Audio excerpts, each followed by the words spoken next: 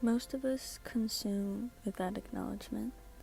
We turn a blind eye and go for the option that's $1.25 cheaper, leaving behind the chocolate that's coded in history, that was once worshipped, a gift from the gods, used for sacred ceremonies, putting it back on the shelf because it's not on sale. In aisles of plenty, we wander and drift into a cloud filled with fleeting, shallow thrills, blinding us to the treasures of earth. Most of us don't know what our grandmothers drank as a child, or the reason why their mothers made it essential to provide that drink. I wonder when we stopped listening to our ancestors' calls in the wind, ancestral whispers that are now echoes of the past, barely recalled. Most of us haven't had or given ourselves the opportunity to know nature. It's that wretched beast that makes us feel so animated, naive, relatable, screams.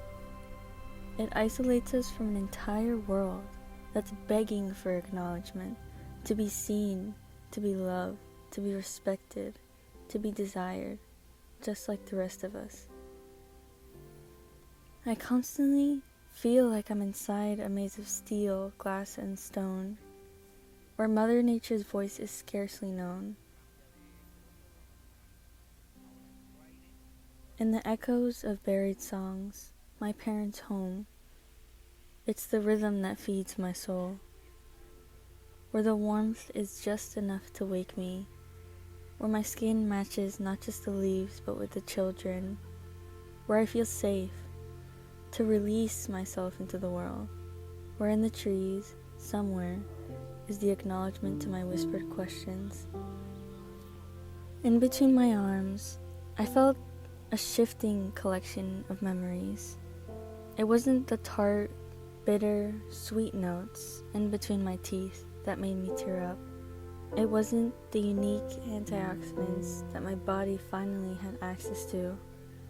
It was the stories etched inside that cacao pod.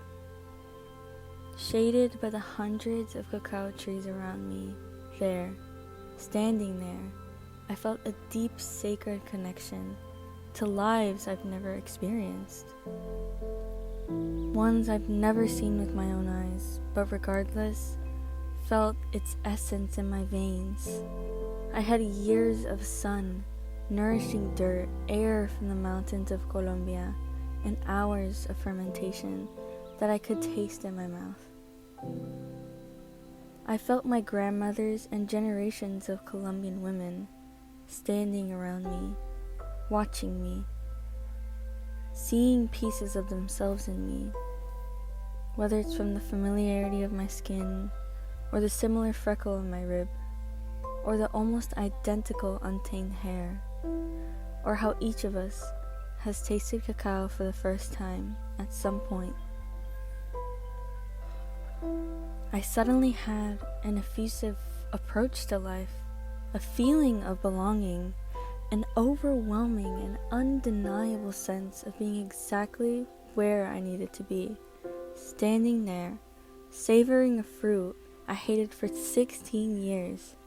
So today, at 19, I say, thank you, cacao. Thank you for giving me a piece of Colombia in a green mug every morning. Thank you for pushing me to reach the years of womanhood, lingering, waiting to live. Thank you for giving me a new perception of the world.